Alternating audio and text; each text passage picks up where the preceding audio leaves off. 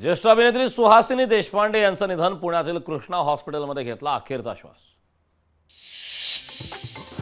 Manoj जरांगेंनी फडणवीसांना target करू नये, आमदार राजेंद्र राऊतांची जरांगेंना विनंती। आमदार महेश शिंदे निवडणुकीत पडणार हे निश्चित, साताराची आमदार महेश शिंदेंवर शशिकांत शिंदेंची टीका। बीआरएसच्या नेत्या के कविता यांना सर्वोच्च न्यायालयाचा दिलासा, दिल्ली कथित मद्य घोटाळा प्रकरणात के कविता यांना जामीन मंजूर। लाडकी बहीण योजनेचे फॉर्म भरा, पैसे घ्या, मनोज जरांगे पाटलांची फडणवीसांवर टीका।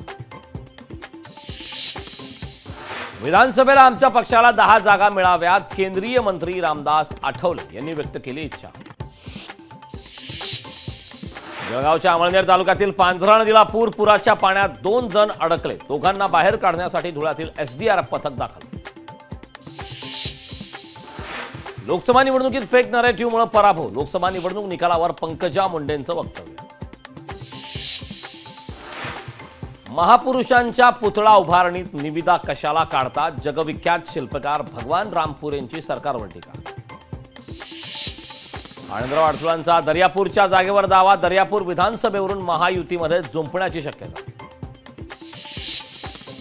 कोयना धरण पाणलोट क्षेत्रात पावसाचा जोर वाढल्याने धरणातून पाण्याचा विसर्ग।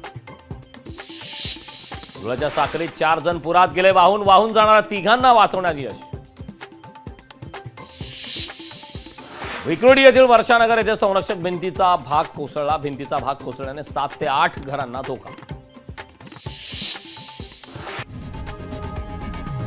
लोकशाही मराठी ऐका, पहा, जागरूक रहा।